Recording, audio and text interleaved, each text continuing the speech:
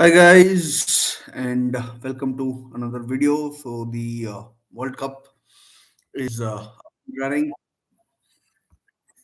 is up and running, and yeah, we've had so far had four matches and four matches you'd describe in very different ways.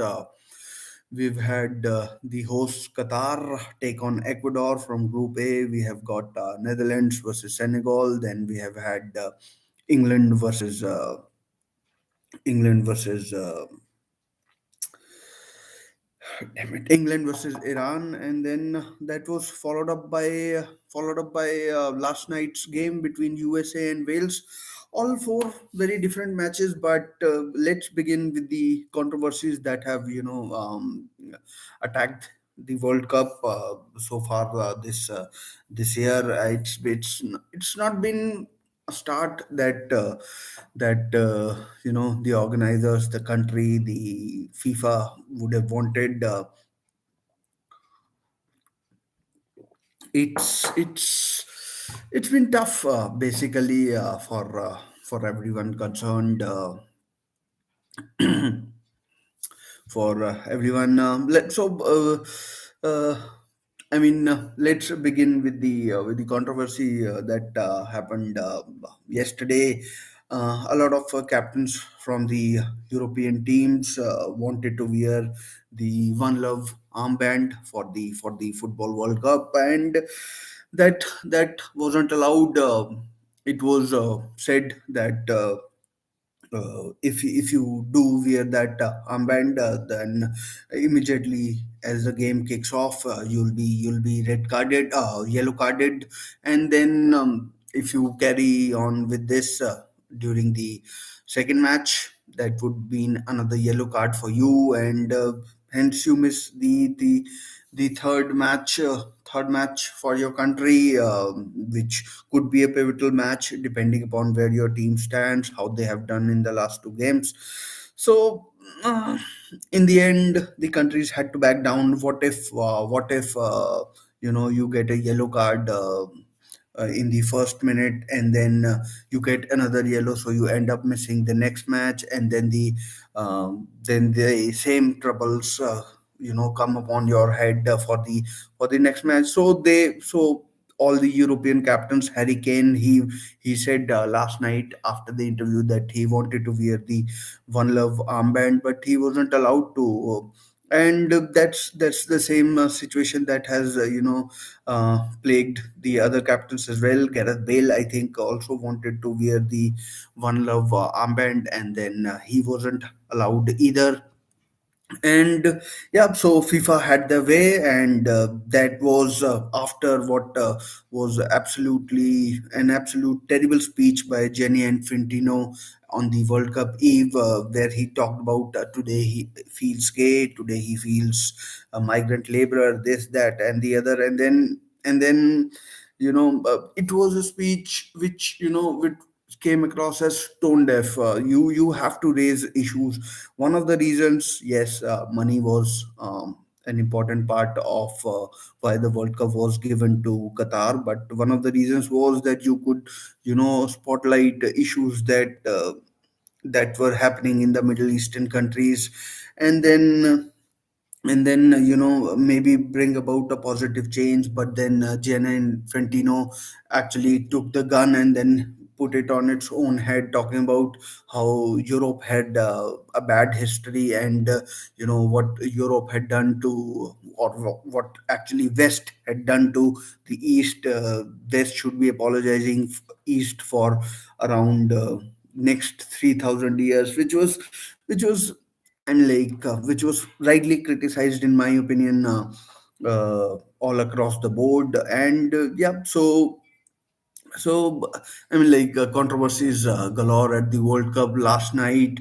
A journalist from USA who was wearing a rainbow shirt wasn't allowed to enter a stadium. He was then taken to a FIFA official, I think, and then that official apologized to that person. So the World Cup has been marred with the controversy, and this is just a start. Who knows what is going to happen as we move forward. The the odd thing is that, or the bad thing is that we aren't even talking about the football, which has been,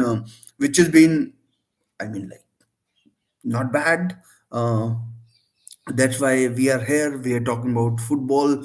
Um, I mean, like, football World Cup is a festival for each and every one of us. We love football. This event happens once every 4 years, and this time it is happening once.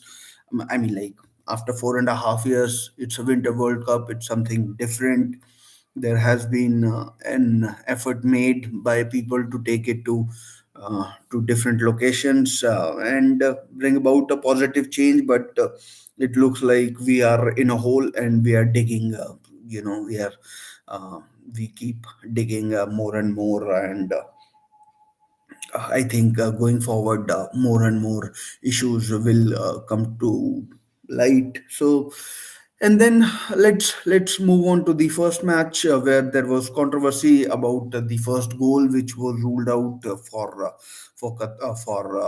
Ecuador against Qatar, Anar Valencia's header, and which was marginally ruled out. People say that it wasn't offside, but in my opinion, it was offside according to the rules.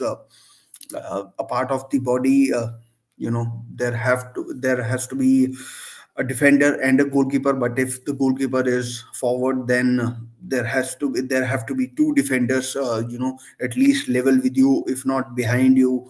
Then so since the goalkeeper was ahead of the ball, then there was only one player who was behind the ball, and then that ways the goal was ruled offside, and so it was I mean, let's talk about the game. It was a bloody awful performance by Qatar. They have to be one of the worst sides that I have ever watched in a football World Cup. And keeping in mind, I saw Germany thrash Saudi Arabia 8-0 in 2002. I'm not showing my age there, but that is the case. And Qatar, if they were playing any side, better than Ecuador, who were the fourth best side from the CONMEBOL region to have qualified, they would have gotten even worse results. The So two things I think helped Qatar were that minimum two things were that Ecuador just aren't that clinical in front of goal, and it was the first game of the tournament. So it meant that. Qatar got away lightly, only 2-0 win. Up next for them. It's The next two matches are against Senegal and Netherlands. Let's see what happens. But Qatar, they became the first team ever in the 22 World Cups to have, as hosts, to have lost their first game of the tournament. And not a record that you would like to have. First host to have lost the first game of the tournament, and it is only going to get harder from here. They have Senegal and Netherlands, as I said, up next. And given the way they played, it doesn't look that they are going to pull up any trees. As for Ecuador, there is controversy behind their presence in the tournament. In my eyes, and I am no judge, but they should have been thrown out of the tournament for fielding an ineligible player. But given that the Supreme Court in Ecuador had cleared the issue, so FIFA, I think they were tied as well. They couldn't throw Ecuador out, and Chile's appeals were they fell on deaf ears. So yeah, but a decent start for them. Now, if they can get a decent sort of a result against either of Senegal and Netherlands, they'd been good. There would be a good chance that they could, make it to the round of 16, where they could play any of the four teams that are there: England, Iran, USA, or Wales. So I mean. Ecuador. I mean, from their point of view, they should have done better in my eyes against Qatar. Qatar are only there because they're hosts. No way they would have qualified if they had to go through a rigorous qualifying routine.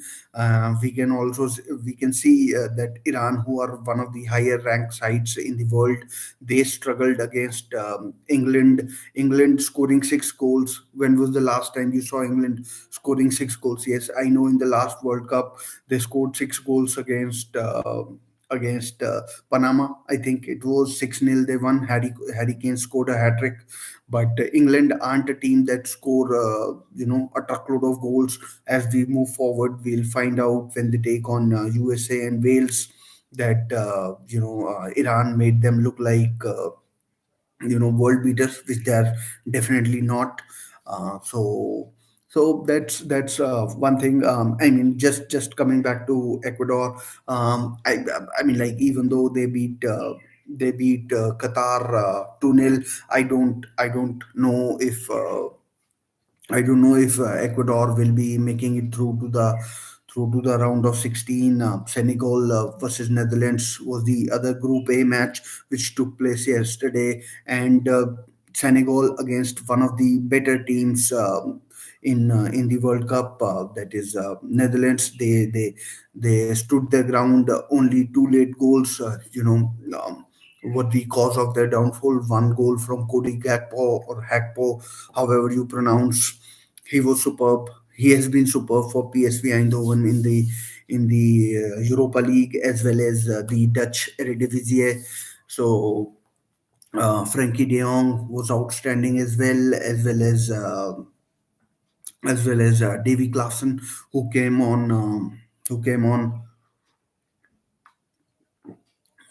on as a second half substitute. He scored a late goal, but yeah. So Ecuador need to pull up their socks. Their defense did really well, but against a better side like Netherlands or Senegal, I think they'll get found out. Anyways, let's move on to the other Group A match between USA and no, against Netherlands and Senegal. As I said, I was reading up on Louis Van Gaal's interview. He said the team can get better, and definitely the way they played yesterday against Senegal, I do feel that they can get better. Uh, the midfield of Frankie De Jong and Steven Berghaus, they can do better. The striker that they chose, I mean, Vincent Janssen. This is year 2022, and if you are still looking at Vincent Janssen, then I'm afraid you are not looking at too far down the tournament. Vincent Janssen flopped at Tottenham. He has been playing. I mean, like, till the very late, he was playing in some Mexican league. I mean, with all due respect to Mexico's leagues, I do feel Memphis Defy, if he is fit, he has to start. Vincent Janssen, Luke De Jong, these aren't the people who are going to get you too far into the tournament. So yeah, if Memphis Defy can get his fitness, then I think there's a chance that Netherlands can go up to quarterfinals, and who knows, depending upon that draw or the way the other teams play, maybe even to the semi-final. We all know that Netherlands finished third in the 2014 World Cup. They even beat Brazil 3-0 in the third and fourth qualifying match. Jorginho Wijnaldum, unfortunately, out with the injury this time round. But Yeah, so yesterday's performance wasn't as expected, but then you would want to start slowly and then build up a head of steam rather than just started full on and then dropping off. Your standards start to drop. So what you would want is, I mean, like, I am like basically arguing against myself when I say that the performance wasn't this, that, or the other. But it's like they could have been better, and then there is also room for them to get even further better than what they were yesterday. Senegal, for their part, they would have known that the best they could do was perhaps a draw in that game. They had the chances. Ismail Assar and Bolodia, as well as Kripnin Diata. They had the chances. They could have made the mark, but unfortunately, Netherlands showed their class in the end, and they won out. And next time round, when Senegal play, I don't know who they play next, whether it is Qatar or Ecuador. They would fancy the chances. It's a big miss for them that Sadio Mane is out, but they still have a lot of decent players in the team to do damage to the other two teams, and I still fancy that Senegal can and will make it to the round of 16. As for Netherlands, I think they have a very good defense. With Delict, Blind, Dumfries. Who else was there yesterday? Daily Blind, and I'm missing out on one. There was another defender. They played five at the back: Blind, Dumfries, Van Dijk, Delict, and another player. So the defense is good. The attack, Cody Gakpo, Memphis Depay, they can do really you know big damage to teams that they come up against. So as for Netherlands, a slow start, but then there's still time. There's still potentially two more group matches, and then uh, a round of 16 match, and then it's according to the draw, the way they proceed, they could potentially come up against the second place team in Group B, which could be England. Talking of England, let's talk about England. Yesterday, they beat Iran's 6-2. Unfortunately for Iran, their main first choice goalkeeper got injured very early in the tournament. I was looking forward to his long throws. For those, if you don't know, he's that. Ali Riza Brian Bond, or whatever his name is, he's known for his long throws, but unfortunately he had a broken nose by the looks of it, and he was then stretchered off with the concussion.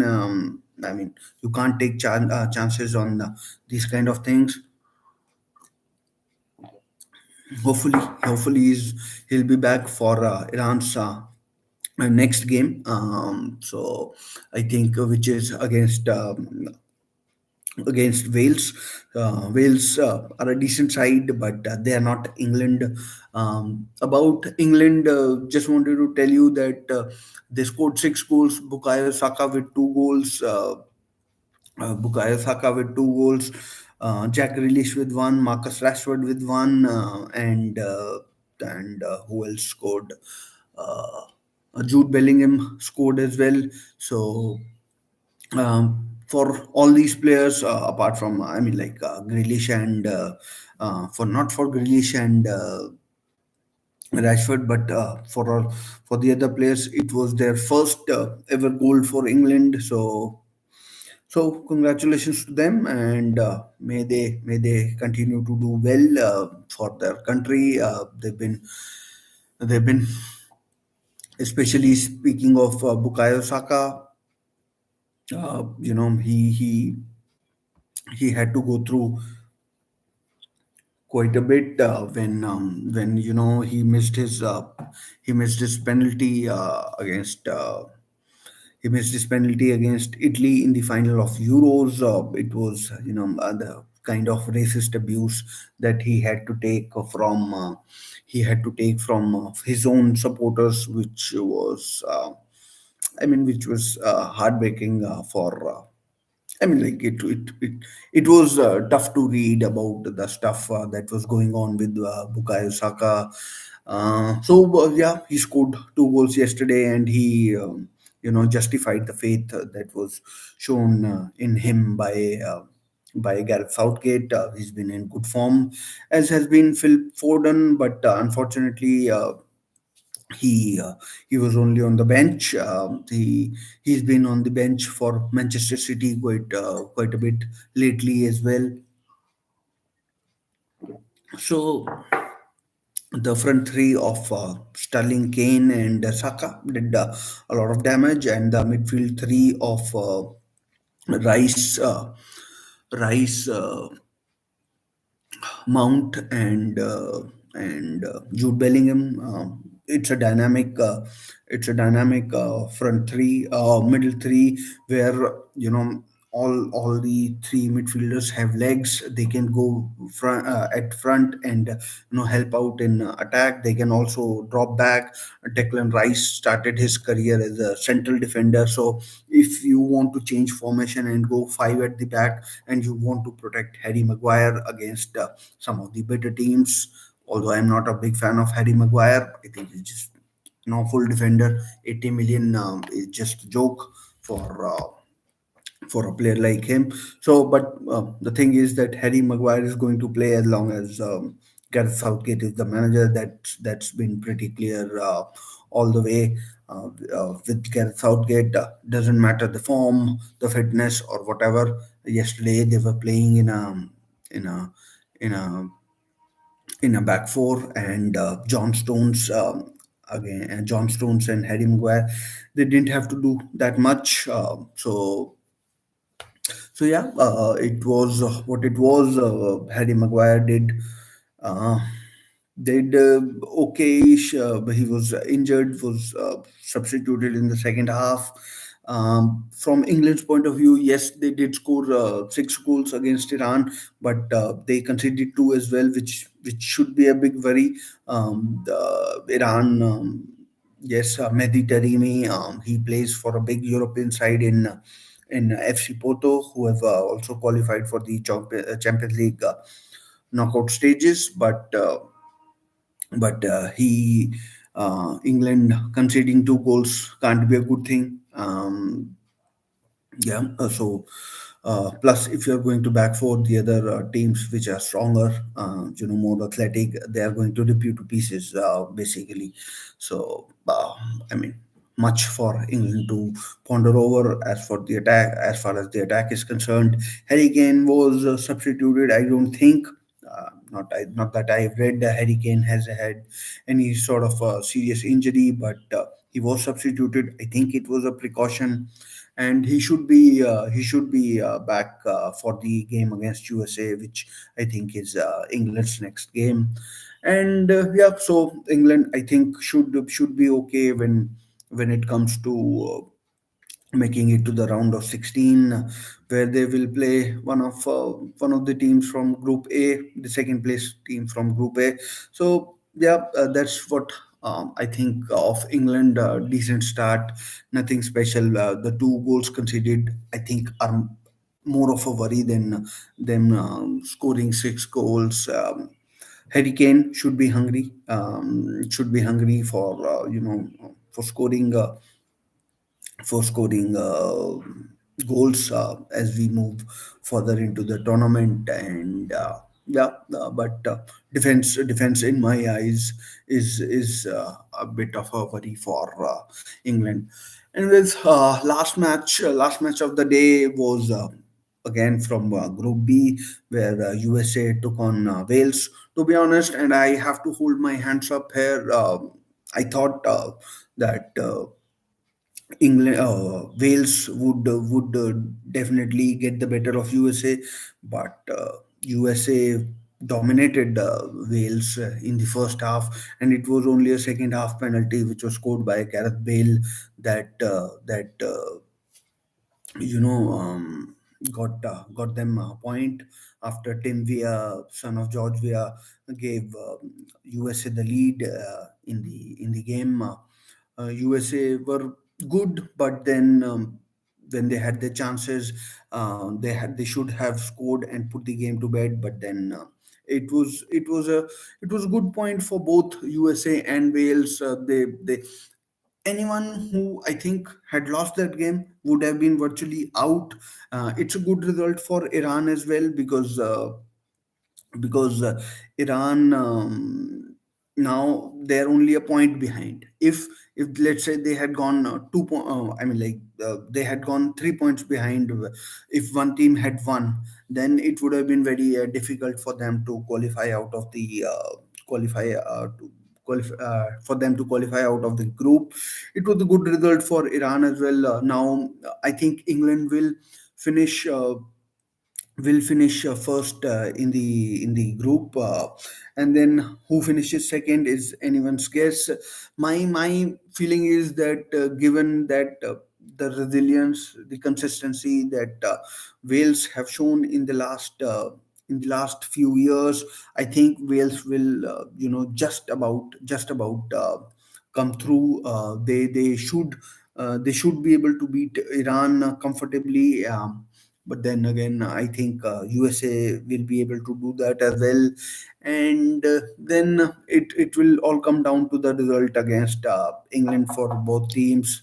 And I think, if I go back to the Euros last year as well, when it comes to the home nations or the teams that are in United Kingdom, like Wales, Scotland, etc., I think it will be a result that will favor the both sides. If Wales need a draw or that kind of a result, I think Wales will get that result. It's like the two teams have an understanding between among each other, that whatever result we need, we'll get it. It's like, I'll go back to 2004 once again, not showing my age. 2004, it was the Euros. At that time, there were only two groups. So in Euros, basically the situation was Italy were playing Bulgaria, and Denmark were playing Sweden. So the thing was, if Italy won, then if Denmark versus Sweden ended in a draw, then both teams would go through. But the condition was the draw had to be more than 1-1. It couldn't be 1-1 or nil-nil. It could be 2-2, 3-3, 4-4. So I mean, like, just like it was like, yeah, we all agree this is the result we need. So we can. What we'll do is we'll shake on it. It's like the game ended 2-2 between Denmark and Sweden in 2004. And then in the last 4 or 5 minutes, one team is standing in its own half, and then Sweden are playing in their own half, passing among themselves.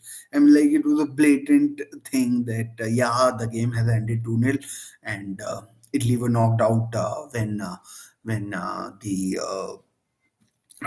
the Euros were held in Portugal in 2004. So that's the situation. I think Wales versus England is the last Group B game, and I think if Wales need a draw, then I think the game will end in a draw. No way England beat them. So it could be a very important point for Wales that ways. But then right now, as we sit and talk, I think it's in the hands of England. They have the destiny of their destiny in their own hands.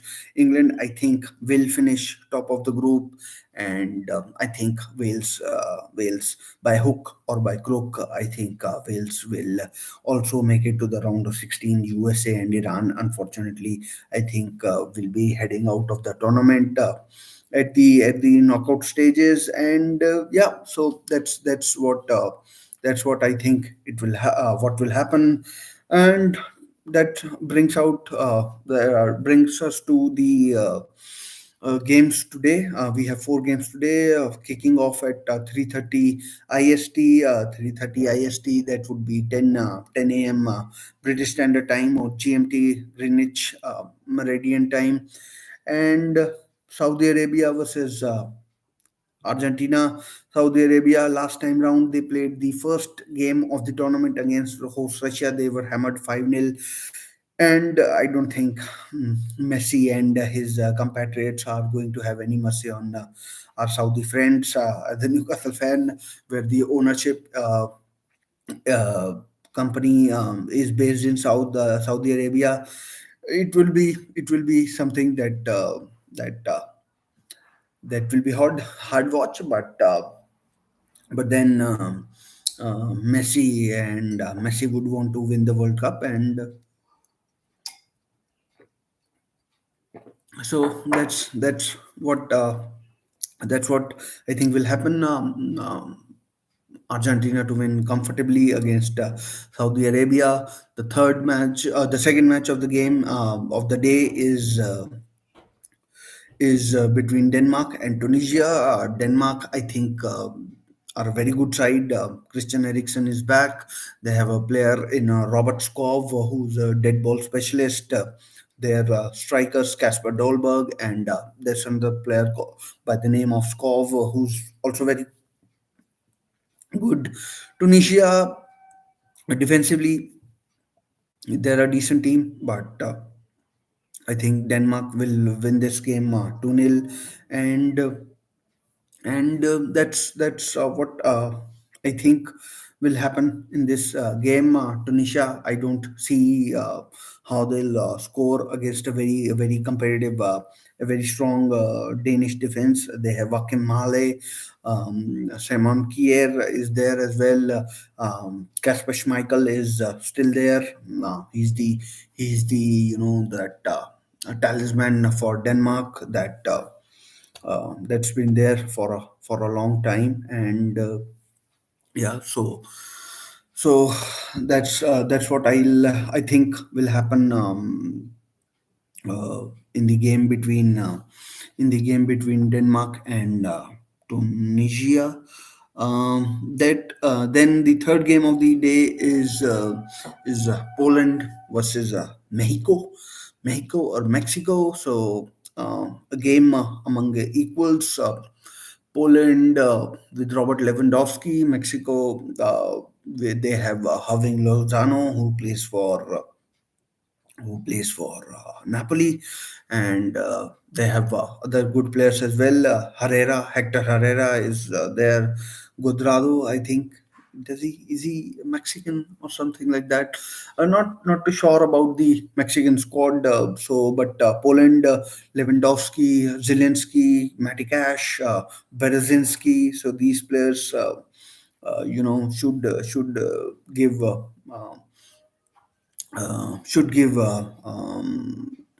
Poland the firepower. This game is tough to call. I genuinely don't know who will win, but I am just like 55-45 in favor of Poland, just because of Robert Lewandowski and Piotr Zelensky. These are two players I really like. I enjoy watching, and yeah, so that's my prediction for the third game. The fourth game is, I think, pretty easy to call. France versus Australia, once again from Group D. France, even though they have had a lot of injuries, Karim Benzema has now been ruled out of the tournament. Unfortunately, I mean, like, unfortunate for him. Karim Benzema, he had waited 8 years to make his, come back into the France team, but then he had quad injury, and he's ruled out for a while, 4 or 5 weeks. I think it is. That's the problem with this World Cup. 4 or 5 weeks, and you are ruled out. They've also lost Christopher and Kunku. And Kunku is out, but they have called in a replacement, Kolo Muani of Borussia Mönchengladbach, who's had a breakthrough season for Borussia Mönchengladbach. He hasn't scored many goals, but he has had a lot of assists, just like Christopher and Kunku. And Kunku, I thought, if when Nkunku got injured, they would call in Musa Diaby of Bayer Leverkusen, but then They have gone with Kolo Muani, and he's just a good, just as good in his own right. And for me, I think as good as Australia are or have been, um, I think France win this comfortably going forward.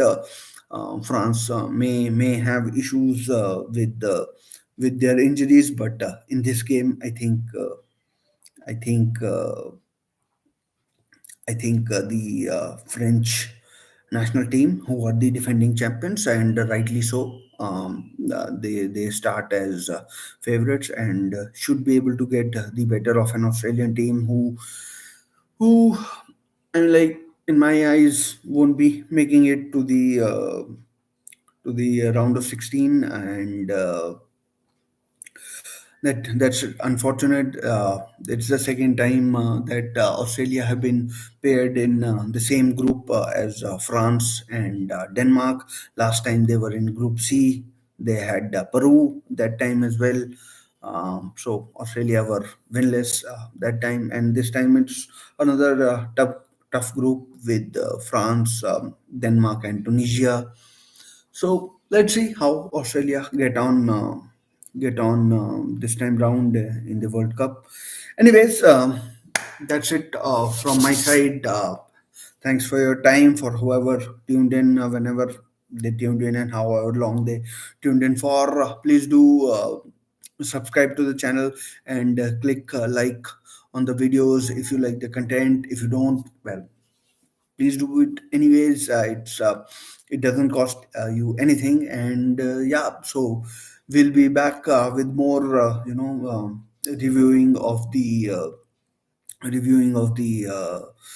matches as we move further along the World Cup. The matches will have more on them. More jeopardy for teams. The matches will get more exciting, more tension, and then will I'll try to bring you what I think will make the difference in the end, and then we'll see where it takes us. So do please subscribe to the channel if you can, and do click like if you want to. It will only give me encouragement, and so I'll take your leave. I'll see you in my next video whenever that is, and then see you next time.